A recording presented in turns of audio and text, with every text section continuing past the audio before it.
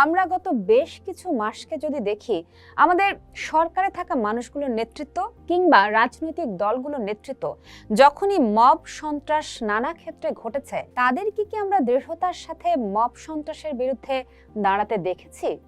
সেটা যে পক্ষ থেকেই মব করা হোক না কেন।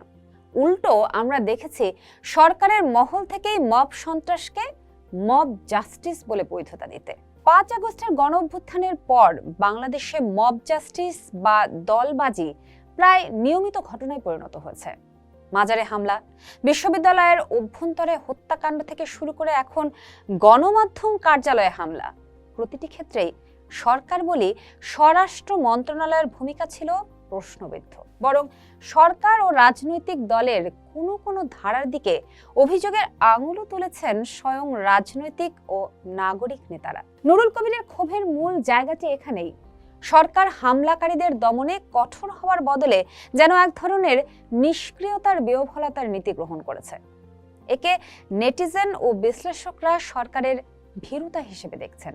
একটি রাষ্ট্র যখন উগ্র মবকে, উগ্রপন্থার উত্থানকে নিয়ন্ত্রণ করতে পারে না, তখন বুঝতে হবে তার আইন শৃঙ্খলা রক্ষাকারী বাহিনীর চেইন অফ কমান্ড বা রাজনৈতিক সদিচ্ছায় ঘাটতি রয়েছে, অথবা উগ্রপন্থার রাজনৈতিক যোগ সাজসে ঘটছে সব ঘটনা। জুলাই বিপ্লবী ওসমান হাদির ঘটনাটিও যদি আমরা দেখি, তিনি গুলিবিদ্ধ হয়ে চিকিৎসাধীন অবস্থায় নিহত হওয়ার পর কয়েকদিন চলে গেলেও স্বরাষ্ট্র মন্ত্রণালয়ের পক্ষে বাস্তবে অপরাধীদের গ্রেপ্তারে দৃশ্যমান কোনো অগ্রগতি নেই। প্রতিষ্ঠানে হামলা হওয়ার পর সেখানেও নেই আইনের শাসনের কড়া অবস্থান।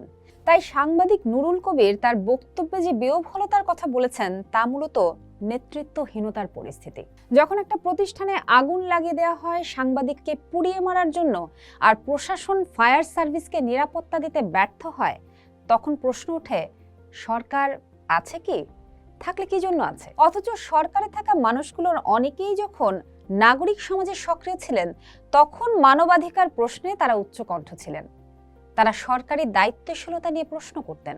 আজ তাদের অনেকেই যখন সরকারে আর এই সব মানবাধিকার বিরোধী ভয়ানক অপরাধ ঘটে, তখন এমন বিহ্বলতা নিয়ে নিজেদের মুখ তারা কোন আয়নায় দেখেন?